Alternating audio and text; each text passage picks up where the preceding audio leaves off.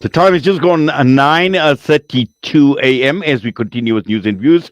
And early on, we were talking with the Chief Heritage Officer for the Robben Island Museum. But we are talking of a heritage of a different kind. And this is the Cape Town heritage. And we are talking about a community that has contributed so much to the Muslim heritage. And there are moments, there are occasions, and for any of you or any of us, and I've had the opportunity, fortunately, alhamdulillah, to attend a wedding in Cape Town. I've attended weddings in the Eastern Cape. And this is a very, very moving moment. And we are talking about the Wedding Salawat. And we're introducing at this point in time a solo art exhibition by Rizqua Barnes, which is from the 4th to the 6th of May at 7 p.m. And this is taking place out in Cape Town. But what does this actually mean? Because it is a very moving experience, it's a very intimate experience. And this is the recitation of the Salawat. And I must say it's highly emotional, and at the same time, when you see these the durood or the salawat recited on Nabi sallallahu alaihi wasallam, really it captures it actually captures you in more ways than one. From an emotional perspective, and this is the reason why we are talking. And I'm sure he's attended and possibly even participated in a number of these wedding salawats. Is our very own Salamidia's Shakil Garda. Shakil, Assalamu alaikum wa rahmatullahi wa barakatuh, and welcome. Alaikum assalam wa rahmatullahi wa barakatuh, and shukran jazakallah khair for having me chatting to you this morning.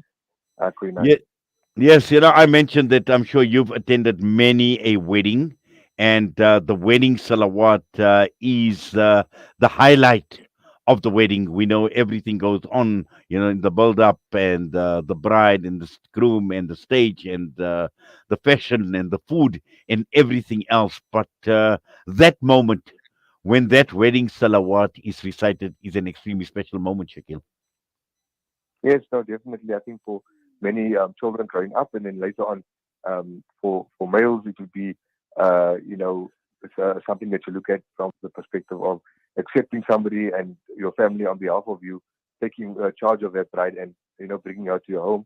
For females, it would be a time that they get welcomed into a new family, and also for young girls, perhaps watching the older sisters, cousins, and aunts of the family being taken away in such a fashion where the Hajis or the Hujaj of the family who were appointed by the male side of the family to, in fact, speak to the parents of the bride and then ask the permission, to maybe now, move forward with taking the bride off of the stage or off of the platform where she's sitting and so on, and then greeting each and every family member that comes forward to do so, while mostly the men bring in the salawat, the melodic tune that has developed and changed and evolved over the last 300 years here at the Cape, and essentially ending the wedding ceremony as it is known, and taking this bride to her new home where she will stay, where further advices are given, further du'as are made, so on. It's definitely a very moving moment at the end of the procedure, and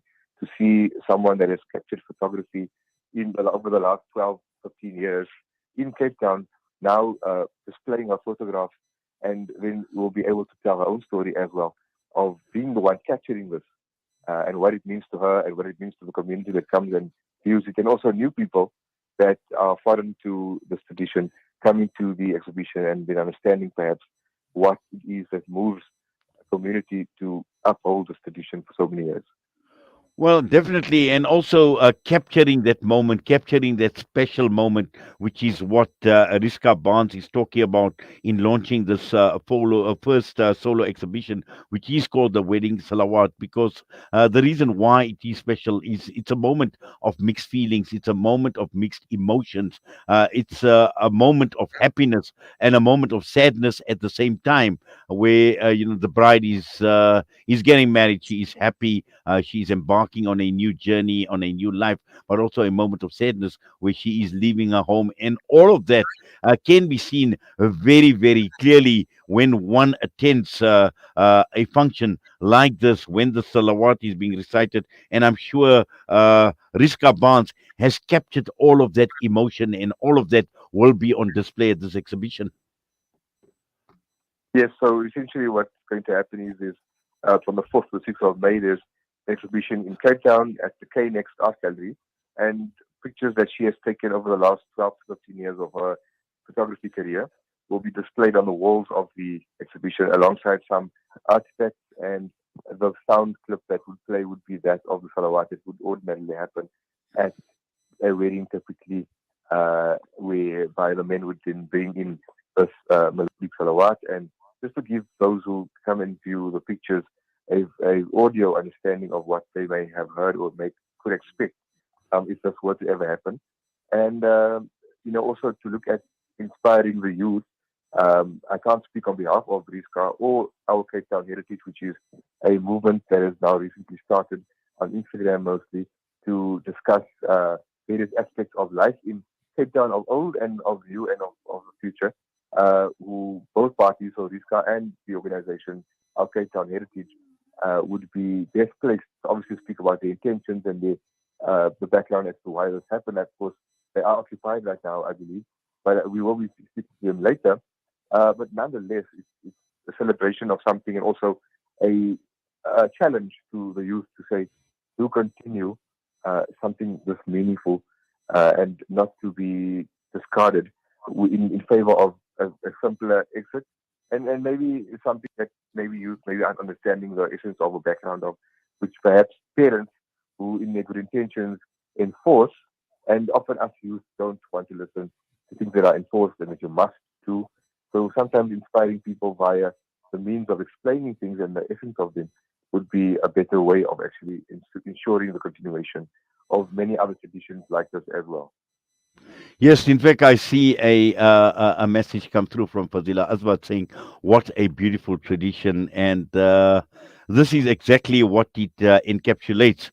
And I'm glad that you raised the issue, Shakil, about the younger generation who don't feel the need to have this tradition anymore. And for many reasons, we know a lot has actually changed in terms of families, family value systems, in terms of upholding traditions. But these traditions are so important, and this is actually what actually binds us as a community together. And this is the reason why Riska herself actually says that her exhibition will explain all of this and why it is so nice to keep up with these traditions. Now, most definitely, the intention behind the photographer's display of this is that she has noticed, obviously, as a photographer in the space of capturing weddings and so on, that there's been, it's almost a conversation that couples now have. Do we want to do it? Are we going to go ahead? As opposed to it having been, common practice without question. So young people are obviously very curious. They want to know how the nikah procedure takes place, which is very good. They want to attend, which is very good. And that obviously is mostly a male-centric thing for the groom being with the imam in the masjid and so on. And for the bride, it's more of an option, right? But this salawat was something central for women, for women of his family or the hajis of the community to take charge of the bride. And as women proceed traveling directly to the bride's kamer or the home where they're going to live, and something where the bride is then central to a process of prayer and of dua and of good hope and of wishing the best. Why it's dwindling in a small percentages is not certain, but mostly I think some young people who are very inquiring aren't finding the answers amongst family as to why these things need to happen. Because most families raise their children with the idea that this is nice, this is good, we always done it, you better do it, and I'm not listening to any rebuttals. But the Rizqa's hope, and I obviously cannot speak on her behalf to a full extent, is that hopefully by discussing this, bringing it to the forefront, not only of community, but also of the entire city that attends this exhibition over the weekend, that it could become something of the talk of the town once again, and something that people see the beauty of for its longevity and continuation. Well, we were hoping to talk to Rizqa herself, but unfortunately, that didn't materialize.